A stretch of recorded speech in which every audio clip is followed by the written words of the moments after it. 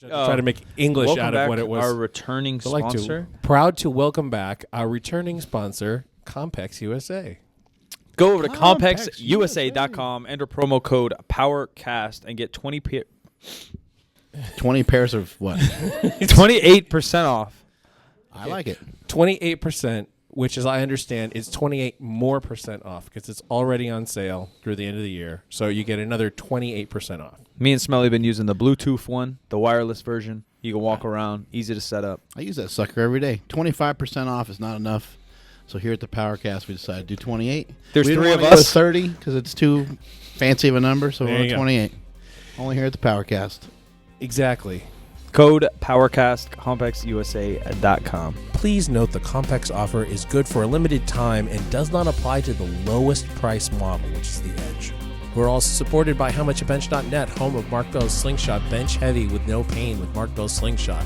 Apparel for strong people from 8manstrong.com and bodybuilding.com. Bodybuilding.com is the world's largest fitness website and supplement store. Bodybuilding.com has free fitness plans for every level. Visit bodybuilding.com today to become your best self. Urijah Faber is our guest for episode 177. We've been trying to get him on the show since the very beginning, and now we have him right before he takes his last trip into the octagon this Saturday night, the UFC Fight Night here in Sacramento. As luck would have it, we had some technical problems at the last minute with the recording devices, so I had to use a backup system to record this interview. It's going to sound a little bit different, but sometimes you have to punt. Urijah's 33-10 professional MMA record in the WEC and UFC is impressive, but he's an even better record as a businessman and entrepreneur, both here in Sacramento and across the country and maybe even around the world. It was awesome to finally have the California kid on the show. To complete our little UFC trilogy, next week we have Jeff Nowitzki, who is the Vice President of Athlete Health and Performance for the UFC, but you might know him better as the FDA agent who was responsible for investigating Balco, Barry Bonds, Roger Clemens, Lance Armstrong. So we're going to have an interesting conversation with him for you next week. Like this episode, hit the like button, share it with friends, and enjoy number 177.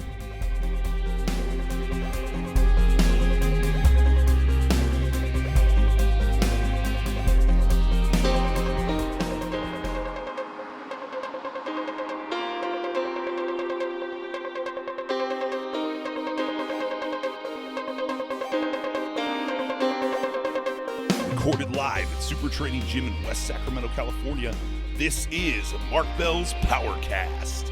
Alongside Silent Mike and Jim McD, here's your host, Mark Bell.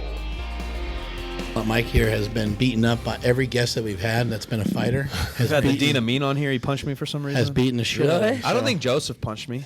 So if you have the urge, to hit anybody, please direct the Dean Amin socked direct me. your violence towards him. Who else we have? Dean Amin, Joseph, Danny, Cody. Yeah, he came on with No Joseph Love too? Yeah. We just had No Love on. Now he looks so tall. There we go. That's awesome. I guess that's it, right? Tate. Ready to roll? Yeah, we're already rolling. Nisha? No, Tate Fletcher. He's homies with Rogan, and then he's homies with the. He's in some movies and stuff. Yeah, I think he Caveman fought Coffee. back in the day a little bit. Yeah, he did. Yeah, I think Tate's he might really have- cool. He's a nice guy. All right. Well, we're here today with Urijah Faber. It's been a long time coming. That's it. The California kid is in the hizzy. There it It's is. been a long time coming. I've been wanting to have you on the show for a long time, but you've been ducking me. And we're here to I didn't find even out. realize. We're here to find out why. No, I really appreciate you coming on the show. Yeah, you got it, bro. I've been a big fan for a long time, being local here in Sacramento. We've all been rooting for you, and this fight is exciting. You got us all fired up over here. December 17th. This is the end of an era for Urijah Faber, right? Yeah, that's it. I mean, man, it's been a long journey. Yeah. How'd this whole thing start? Let's start with that. Well, I mean, I guess the biggest thing is Somebody stole your bike or some shit? it was illegal in California when I started. So there wasn't MMA? really- yeah. So there wasn't really an opportunity to fight as a living. I just thought it'd be fun. So I just graduated college at UC Davis. You're probably all confused what's going on here. These guys all stand up. Because this is Try to keep it ergonomic. Good posture. Standing up is their exercise. I exercise all day. So Yeah, this is our cardio. For us. This is our cardio. So I went to UC Davis, and then when I graduated college, I had a urge to compete, so I wrestled in college and everything. And They taught you how to fight at UC Davis? Yeah, I thought they it taught me how to wrestle. They have, Smart they have a kids. fight club over there? Yeah, we had some. There's some tough guys there, Yeah. and everyone comes from different neighborhoods, so a fight breaks Right. out on occasion. But I wrestled Division I. I was top 12 in the nation, and when I finished with Davis, I figured, you know what, I wasn't done competing, and I didn't really want to go into, wrestling internationally and nationally for the freestyle and stuff. So a buddy of mine had taken a fight, Tyrone Glover, another local guy, and I had bought a ticket from him for $75 to go watch him. This was like right before I graduated college, and man, I went there and I knew right away I was going to do it. And it was illegal, 2003. It was illegal in California, so it was only happening on Indian reservations. And so I was doing everything in my power to try to get a fight. I called the promoter. He hung up on me, and finally some guy got me a fight. And Was it hard to get a fight, too? Because, for your weight class and stuff, they didn't have... Yeah, it was 2 weight classes up. So I wrestled in college at 133 pounds, Right. and the lightest weight class was 155 pounds. So I was going to fight. I fought my first fight at 155 pounds and was weighing about 148, 149, Did you get something busted like that. open or something in that fight pretty good or something? No. I thought something weird happened or something. No, I mean, that was my 8th fight. Oh, okay. Or 8th or 9th fight against Tyson Griffin. I Oh, okay. did like a head dive into a steel cage and got stitches. But so I just fell in love with it. I got paid $200 to show up, Yeah. $200 to win. I sold some tickets to a bunch of my buddies, made like $50 to $100 there, and I made like $500 in a minute and a half. And I was like, damn. Yeah, this is it, the dream. I'm like, shit. I Bought your first benzo. Yeah, basically. So I had started thinking about doing substitute teaching. So I got my emergency teaching credential at the time, and I was thinking it was like $11, $12 an hour if you were going to do that. And then I made $500 in a minute and a half, and I was like, I had a great time. Can do the math. I loved it. We watched that fight a million times. I fought this stacked Mexican cat. He had pride tattooed on his stomach and had like a shaved head. I had like a comb over, like things like that. Did you have any formal training with fighting other than wrestling? Yeah, so I went right after I graduated college. I came back and I started training Brazilian Jiu-Jitsu. And I'd always thought that I was pretty good boxing. I used to box with my buddies and my dad and everyone. So I loved to mix it up, throw punches and whatnot. And, wasn't great at it, but I knew like the basics of, all right, I'm going to hit him and he's not going to hit me. So whatever that looks like is kind of what my first couple fights look like. But I was doing a little bit of formal training, and I just started to pick it up more and more after that. Did you always have some aggression in you as a kid? Like someone, talk shit or something, you end up in a fight or? Not really. I didn't really. No one really ever talked shit to me, to be honest. I wasn't like a guy that was like picked on or anything like that. You grew up in Santa Barbara mostly? No, I grew up here in Sacramento. Okay, but born in Santa Barbara area, or am I way off? Born in Santa Barbara, and I was actually in Isla Vista in a house in Isla Vista, which is the college party next to Santa Barbara, UC Santa Barbara, and moved down here when I was 3 or so, and so I was raised in Sacramento. And I didn't really get in many fights, but I wasn't a guy to get messed with either. I guess I would fight if somebody was picking on me. But it never really got to that point. I think all fighters are a little crazy. And every fighter we've had on the show, except for Nolo's the only one that admitted it. He's the only one who admitted that. He's got a couple screws loose. I admit that No Love has a couple screws. Yeah, looking Keith Jardine, is a badass. He looks like a badass. Yeah. He is a badass. I'm looking him dead in the eye. I'm like, come on, man. You and I are wired differently. You want to punch someone's face in. I just want to have a cup of coffee with you, just chat. We're different. And he's like, no, it's just a sport. I was like, come on, man. Just tell me you're different. I don't know if I fit that bill. I don't have a temper. I got in some fist fights in college. I got in one fight in high school. I had permission from my mom. We ran a little coffee shop. He said, Mom, could I whoop this guy's ass? Yeah, the continuation, there's the guys that go to school once they're get in trouble or whatever. Gotcha. So it's right on the outskirts of our school. And they had been coming in during the day and had been super disrespectful, called my mom an effing bitch. Oh, and dang. was spitting on the floor in our coffee shop and everything else. And so my mom and my stepdad kind of told me about this, and it was like the first time I had like a green light to get in a fight. I didn't fight before because I was scared of my mom, you know. And so they'd come in, and I was actually working behind the counter at the coffee shop, and I had an apron on, and I told the guys, hey, tell so-and-so when I see him, you know, I'm going to whoop his ass, what he said to my mom. And then the guy said something else. Well, your mom, blah, blah, blah. Started talking shit. And if you're going to fight him, you're going to have to fight me. This is like high school? Yeah. You're like, all right, line The them only up. fight I got in high school. Yeah. And I was like, I had the apron on. I go, well, let's go outside right now. And there's two of them. And I ended up just beating the shit out of the guy and his buddy. And then that was it. That was the only fight I got in. You're from a pretty small town, I guess, east of Sacramento?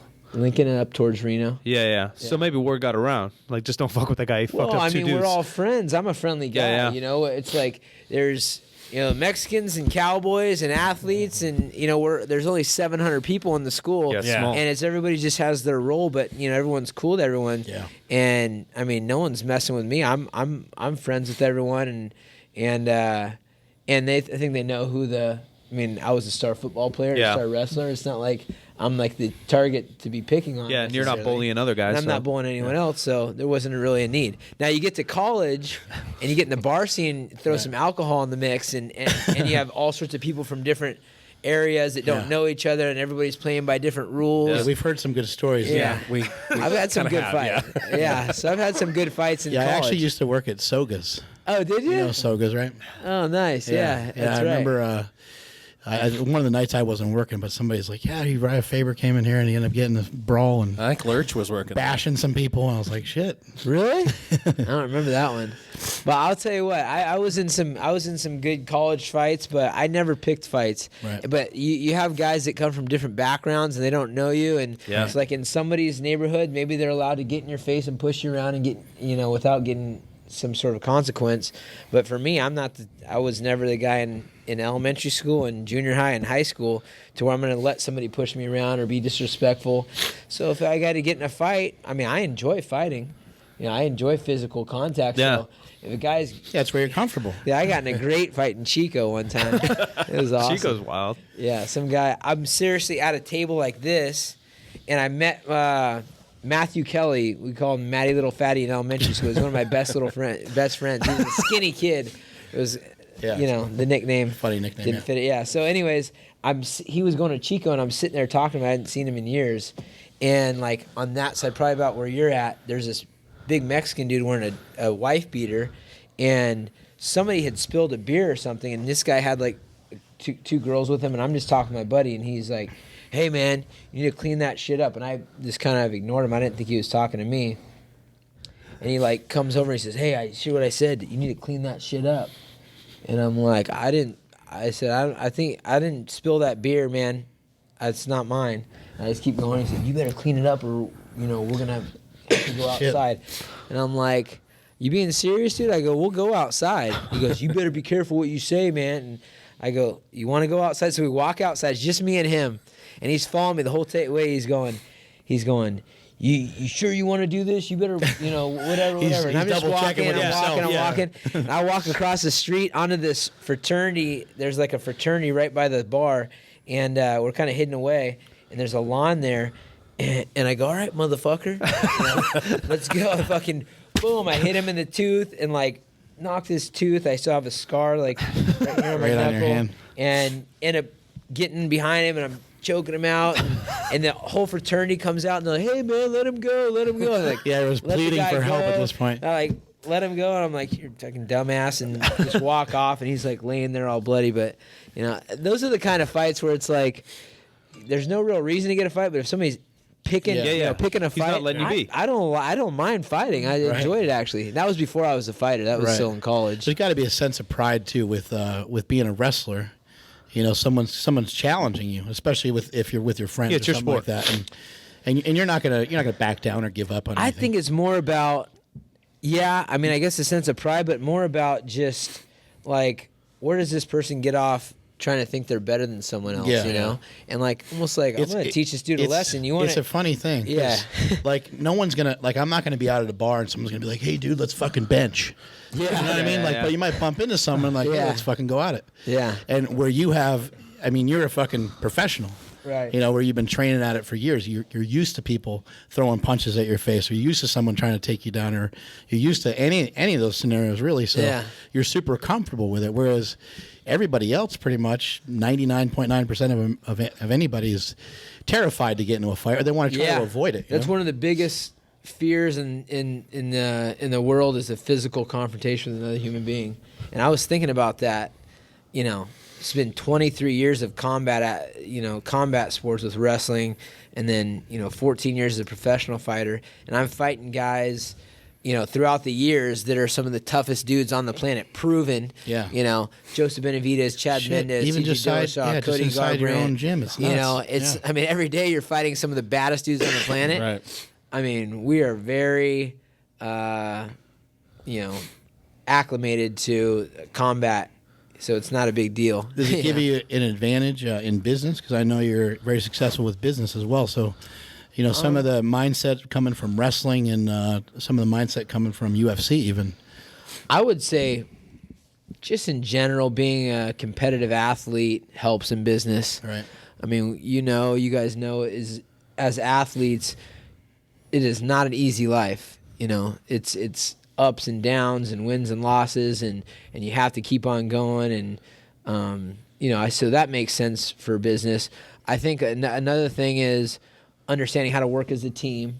Yeah, absolutely. Understanding the importance of being a student, understanding the importance of being mentored, those kind of things help out a lot. And then relationships, relationships in general, like so much is done with people skills, and so that's all been kind of carry over from business to the fight game. Let's go back to your fighting career a little bit. So you made $200, knocked a dude out, and I then made $400, like a parking lot. Yeah. What made you think like, fuck, man, I'm gonna keep doing this? Like, this is gonna make my career. Well, I'm an optimist and maybe a little bit unrealistic at times, but in a good way. So I believed in the sport, and I didn't know what that looked like necessarily. Because it's blown up over the last 10 years. Oh yeah, It's I huge. didn't know what that looked like necessarily, but I did know that it's a primal thing. It's something that we are instinctively drawn to. If there's ever a fight, I went to a Raider game the other day, and what is everybody's focus is not on the professional athletes that make millions of dollars. It's people are watching the stands because there's a fight. yeah, you go to an actual fight. And there's fights that break out in the stands, and people will turn and watch the fight. Yeah. Yeah. So Gladiators. it's kind of a no-brainer, and I think I've never really just worried about money. Anyways, I'm always about following my passion and doing things I like to do, and so. Bought your first Affliction shirt and made a team and went Yeah, after I it. did not buy any Affliction shirts, but yeah, I don't even Affliction wasn't around at that time either. But I definitely just saw something that I enjoyed doing and was going to work hard to be the best at it. You did some wrestling camps and stuff early on too, didn't you? Mm-hmm. Well, I all through college I was, in the summers I'd work wrestling camps to make ends meet. I was doing all sorts of stuff to make ends meet, from selling T-shirts to working construction to bussing tables. I mean, I had every crappy job in the book. When I was at Davis, I worked in the equipment room, washing jocks and towels and passing them out to other athletes, and we'd go chalk the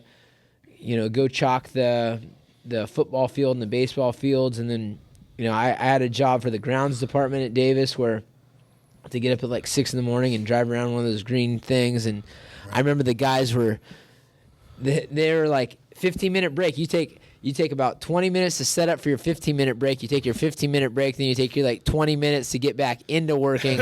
And it was like that kind of mentality. And for me, I was like, guys, is there just something I can do? And I learned my lesson quick. They put me behind a bunch of bushes and had me rake leaves with no purpose, because I was asking to do work. I'm like, all right, I guess I'll Making everybody prepare for the break at 15 minutes and do everything else, Yeah, but it was that work ethic come from your mom or your dad, or something you saw from your grandfather or something like that, or just definitely from my parents. Yeah. my family in general, hardworking folks. My grandma, she's worked for Ross for the last 23 years, and she also has a cleaning business with my grandpa, Torres Cleaning. So it's, she's 82 and works 2 jobs. That's awesome. Wow. Yeah. That's great. And she doesn't bother. Yeah. I mean, what else is she going to do? Sit around, Yeah, So she's she about likes to getting after work. it. And my dad and my mom, both super hard workers, and I've just been around that. When did you start your gym? I started my gym in 2006, I believe. And you came in the first month. Yep. And wanted to see if there was some sort of, something that we could do. And we were just figuring ourselves out at that time. But, it was... Yeah, Jim and I think. 11, 12 years ago. Yep. Something like that. So. I know my man Jeremy Freitag went in there pretty early Oh, too. yeah. Jeremy used to train me a little bit back in the day. We had the same strength coach, and Jeremy was like playing football, and then he was like, "Man, maybe I'm done with that." I remember giving him a ride to some, I don't know if it's jiu-jitsu or what, but over like El Camino, more in the Carmichael area. Yeah. And then he told me, he's like, I'm going to go like train with Uriah. And the guys, I was like, cool, man, go do that. He was jacked. He was a big old dude. Jeremy's awesome. He was one of the guys that was first to be on our team, and he would just do whatever I was doing. And he was a heavyweight, so it was like... Yo, was he 240-ish? Yeah. He was a big boy. He played linebacker at Louisville.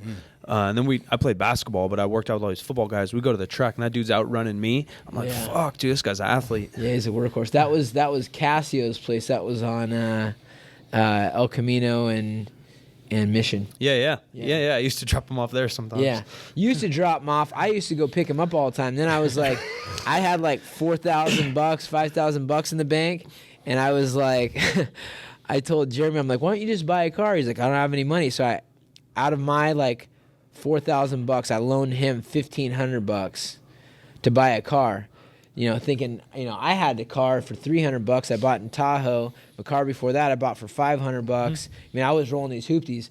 So he takes his $1,500 that I loaned him and knows a buddy and makes a down payment on a $6,000 car. No. And then the thing breaks down and then he gets it fixed and then he totals it 2 days later, and I'm like, oh my gosh, man, some guys just have bad luck. I'll just pick him up. That'd be better. Back to playing taxi. Yeah, shit. My brother and I began 8 Man Strong with a simple idea: to encourage strength in this world, to bring back to life the grit found only in generations of the past. And while our brand has evolved since its founding, its core values have remained unchanged. We are here to promote strength, will, determination, and fight in people, to celebrate the strong, and to inspire those that need it. This is what it means to put on the 8 Man brand. So wherever you find yourself today on your personal journey towards strength, we encourage you to always move forward despite any obstacles you may face, and we hope you will do it wearing 8 Man. 8manstrong.com, apparel for people who lift heavy weights. How were you able to start the gym? Was that kind of simultaneous with your fighting career? It was. I had a realtor at the time who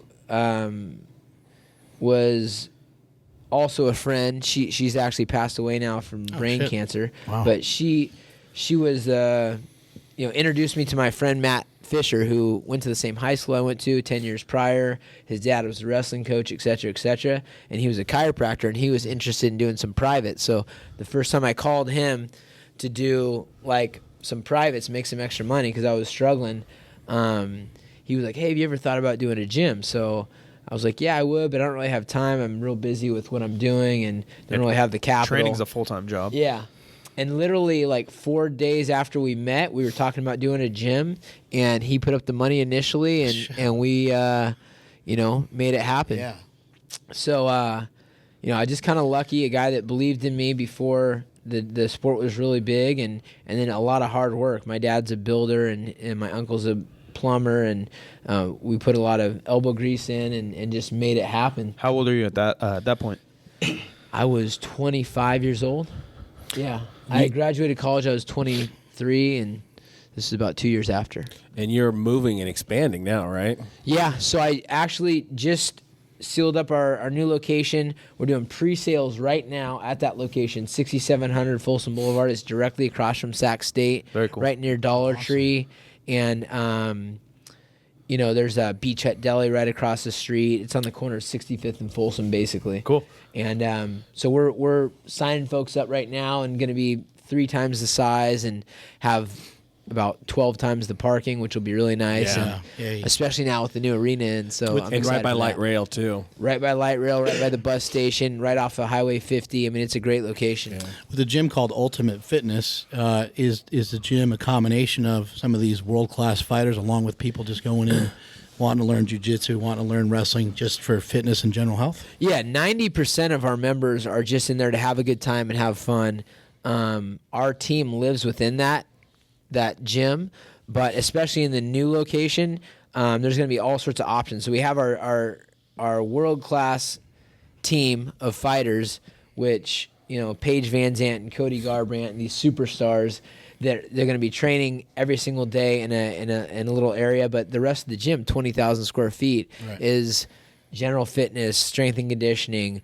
We're going to be doing, ropes and TRX, and actually have a yoga room and a really cool mix. Everything kind of helps all of it move forward. 100%. Because the fighters are the grassroots base of, hey, these methods work, Right. and it brings attention to the team to the point where you're world renowned, And then you have the general fitness people that are just quote unquote kind of keeping the lights on. Yeah, exactly. And I mean, it's a motivating place, and you've been in the gym before, but when you walk in there, it's an energy and it's a culture that is just motivating. So Right. that in itself is pretty priceless. But mixed martial artists are some of the best physically conditioned folks on the planet. absolutely. And so for folks to be able to get that kind of conditioning without taking the punches to the face is really nice. What's it like for a newbie coming into your gym? Like maybe you don't have that perspective of your own gym, but maybe you have that perspective going into somebody else's home. What is that like for a fighter? It's got to be, it's kind of what you dream of in some ways. Hey, I want to fight the best in the world, but it's got to be fucking intimidating too. Yeah, it's got to be a little intimidating, but we have, it's like, I like the analogy, we're sitting here talking, we're having a conversation, but if we want to continue the conversation, I start walking, then you got to walk with me. If I start running, you got to run with me. If I jump on a bike, you got to be on a bike if we want to continue that conversation. So it's that kind of mentality for guys that are coming in to do mixed martial arts. Right. They're either running alongside you or they're gonna kick rocks. So They're in the way. yeah, we have an awesome program where we do a train with Tam program. So we have guys that come from all over the U.S. and all over the world. Yeah, to Cody come. was telling us about his roommate. Yeah, yeah, Taruto. Yeah, that guy loves his ladies. He's been censored. He used to love his bitches, but now the UFC told him, hey, Censored they're him, called yeah. ladies. But we have guys that come. Cody was actually one of the guys that came on that Train with Tam program. Paige is a person that came with the Train Cody with Tam talked program. about it, he talked about it being tough. He Yeah. came in and you He gave him got to certain- go with the top dogs, right? Well, I saw this kid who looked tough, and I'm like, all right, let's throw him to the wolves. And You probably get sick that certain look from some people too. They probably come in kind of eyeing people up like they're hungry to fight, right? Cody, for not me, in a disrespectful way, Yeah. but they're you can see that they have hunger, Cody for me was a guy that you don't know how to take people when you first see him. He has tattoos from head to toe, Right. and but yet he's also got his eyebrows plucked and a fake tan, or whatever the heck's going on. So I'm like, it's a unique cat. But the moment I spoke to him, he was so respectful Right. and so humble. And then I watched him train, and I'm like, this kid has talent. So You've also seen it all too. You've seen people come in, Right. big muscular guys, probably guys that look like they can chew the tires off a fucking bus or something, and you're just like, I've well, let me seen it see, all. let me see you fight. Like that's Yeah. going to be how you're judged in here, right? Yeah, exactly. And not even let me see how you fight. Let me see if you show up every day for a week and let me see how you fight. Showing up once probably not a big deal. Showing up every day. Yeah, exactly. Yeah, how did some of that come about? I mean, you've had Chad Mendez and TJ Dillashaw and Joseph Benavidez. I mean, names on names on names in the UFC community, and obviously you kind of led the way there with the lightweights. And why is everybody so little? Yeah, one. How are they all won't under let 5 anybody foot? go? Scott, Are you keeping Scott everybody in a little Smith- box? Scott Smith and James Irvin were part of the original team. Yeah, they were big. They were part of the original guys. Yeah. It's just, iron sharpens iron, and we've built a reputation for having some of the best fighters in the world, and it happens to be that, they keep being chips off that block. But we've got some big guys coming, and we've got a lot of big guys in the gym that are really tough as well, and just going to be their time to make their name, you know. So, but yeah, it's crazy because, like you said, I've seen every type of person come into that gym. The person with amazing talent that won't do the work. A guy that works his butt off that is never going to make it. The guy that works his butt off that will make it. There's all these different kind of scenarios, and I am always trying to be as realistic as possible, but as motivating as possible, because you don't ever want to tell someone you think they can't. We've got a guy on our team, who has one leg, and he's. I remember thinking he had 2 kids and his wife, and he's like, I moved here to fight and this and that. And I'm thinking, what the heck is this guy doing? Like, what kind of life choice are you making? This is going to be your career. But that guy in there, he gets overlooked every single day. He's in there hobbling. He's doing his run while everyone's running. No one looks at him different or anything. He's a hard go. He clocked me with an jumping overhand right hand the other day, and if I go grapple with him, he's a tough go. He's beat some very, very tough guys in the world, and he's making a career. So, Well, now that's a little, maybe not easy, but it's easier, right? There's different leagues now. There's different federations. There's different money involved than probably when you started too. So maybe it might be cleaner too. Yeah, if a guy doesn't go UFC, maybe they can go Bellator or whatever it might be. Yeah. Yeah, 100%. And there's one FC over in the Asian portion of the world that's just as big as the UFC over there, that no one really knows about over here. It's kind of like one FC and UFC. And then there's Bellator, and there's World Series of Fighting, and there's all these different organizations. But, it's crazy to see, the guys that make it and the guys that don't make it. A lot of times, some of the common traits are, like, a guy that'll make it, he'll come out. Like TJ Dillashaw, for example. He came out, and he was resourceful enough to find ways to work. He was breeding puppies back home. We have...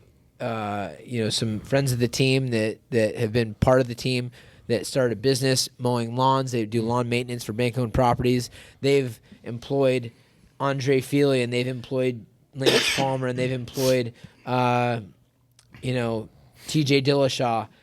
These guys that have the grit to make it, they also are resourceful and smart, and they find a way to make a living until they make a living fighting, which I think is pretty telling, and is pretty it's a character important thing. Yeah, it's a character thing. How does it work with some of the guys that are coming into the gym? Some of these superstar guys that you now have that are training at the gym. It's kind of my understanding that you have available places for them to live.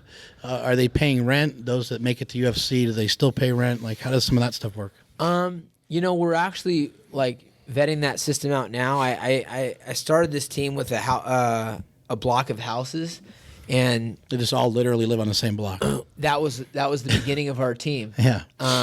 I bought one house, and I couldn't afford it. I bought a house back when, before the economy crashed, and anybody could get a loan, a stated income or whatever. Right. My buddy's like, yeah, I can get you a loan. I'm like, you sure, man? I made like $7,000 last year on paper, and he's like, oh yeah, I can do it. Yeah. Fuck, got a house for $300,000. Moved in a bunch of my buddies, and then started having a little more success. Bought a house next to that. My buddy Tommy bought a house. Then my buddy and I, Matt Sanchez, we bought a house next to that. And we probably had 40 some odd guys that lived on that block. TJ lived on the block. Chad lived on the block. Justin Buckles lives on the block. Lance lives on the block. I mean, it was. What are those houses like? These houses were cool, man. People got to throw down every once in a while, right? We get enough of that in the gym, but I mean, it was a very unique time. One house had a pool. I had a crappy house that I bought, overpaid for it, and as soon as I got some money, built a pool, big pool. The pool is better than the house, and then.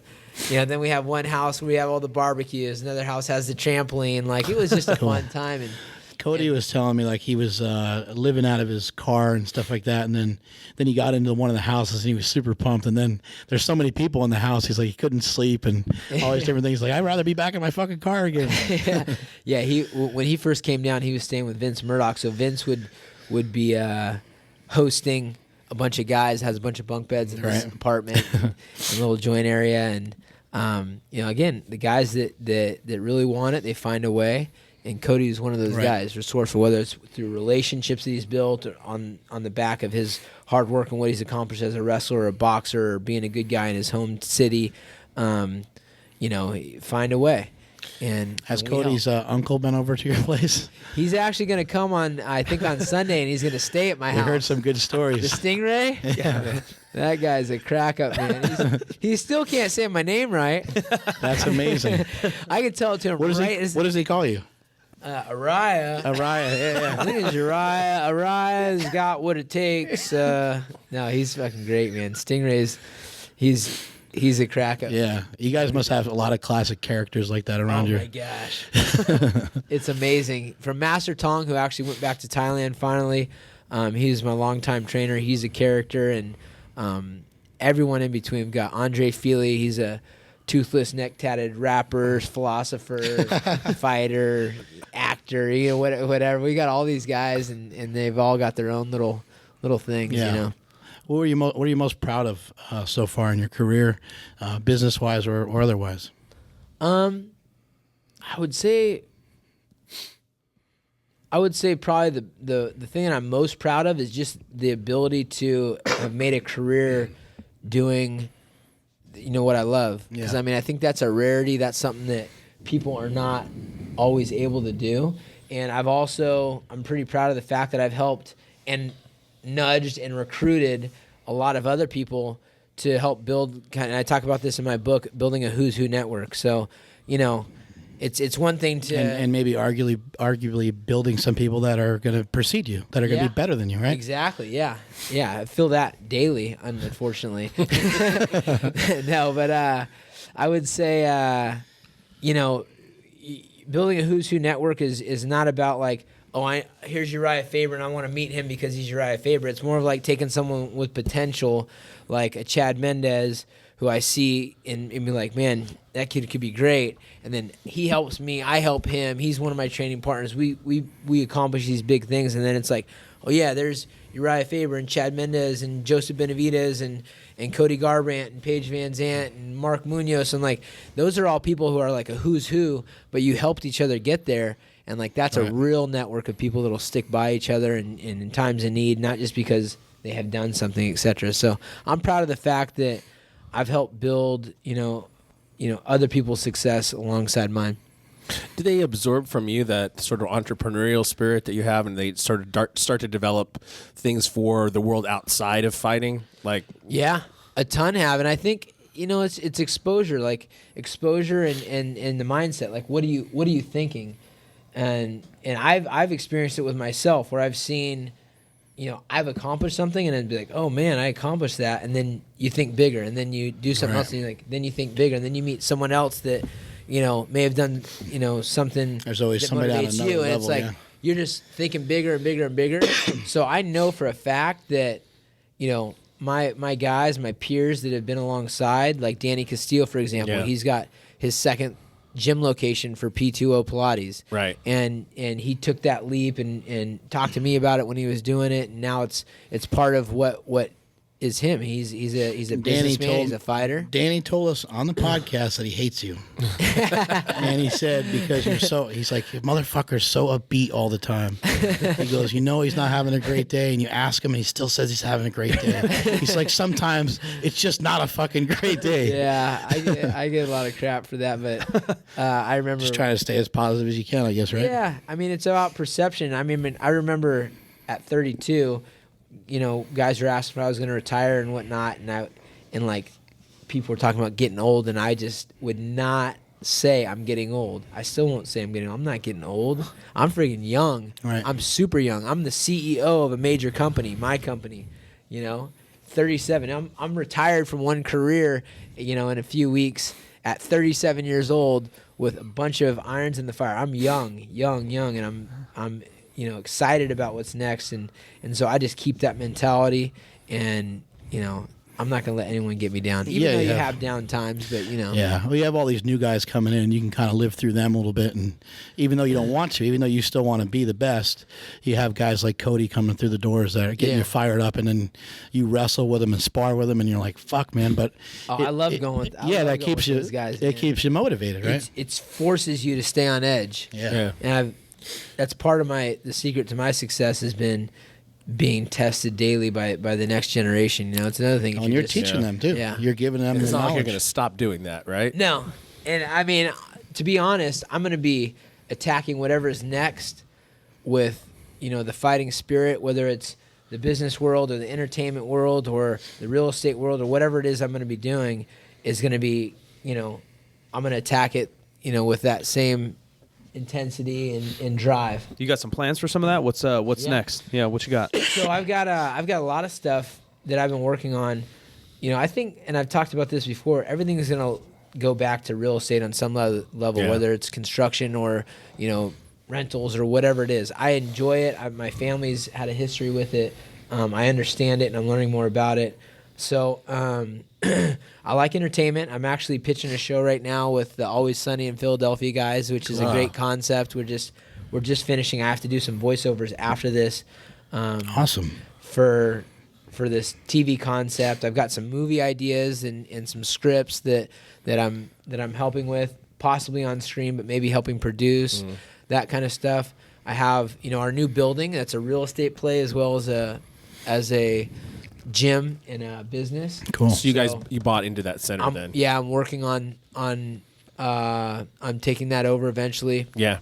It's a lease to purchase deal, so it's kind of a unique thing. And I do my favorite construction with my dad. I've got Torque Clothing. This is my clothing line. Yeah. We've got one of the first MMA clothings that have some style to it. Yeah, that's why I made that affliction joke earlier. This is the second one actually. My first one was Form Athletics, which we sold to K-Swiss. And you had a K-Swiss deal. Weren't you in a commercial with Kenny Powers? Yeah, Kenny fucking Powers.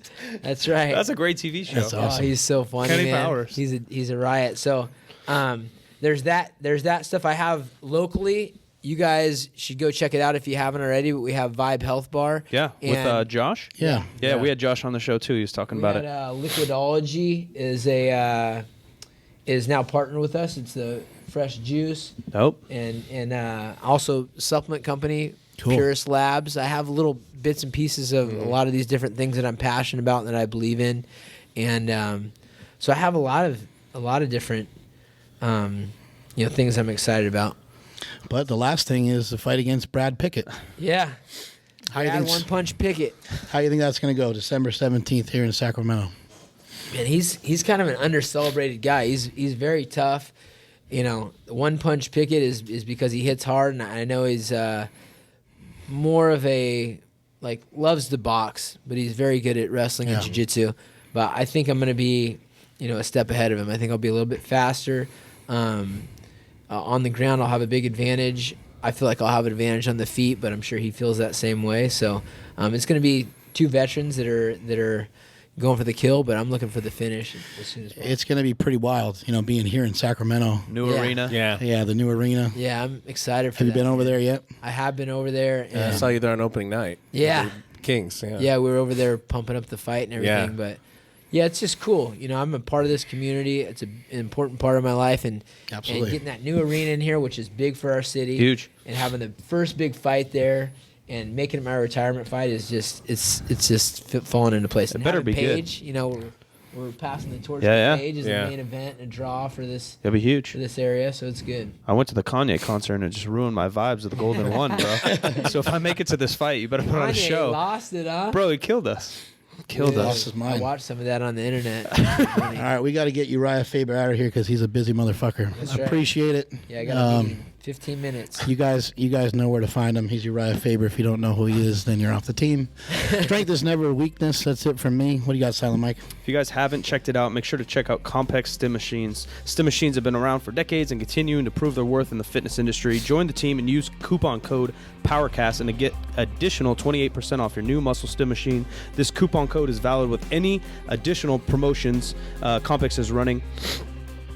on their website. Be sure to let them know Mark Bell's PowerCast sent you. That's compexusa.com.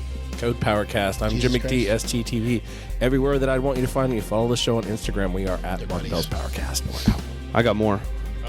Oh, sorry. Go on. We got more shit to sell. Big shout out to all our sponsors: 8Man Strong Apparel at 8manstrong.com, bodybuilding.com for all your supplement needs, Compex USA for cutting edge muscle stim machines, increase your bench, howmuchyourbench.net, and Power Magazine, the only magazine, digital and print strength magazine, thepowermagazine.com. All right, now we're out. Nice. Good job, guys.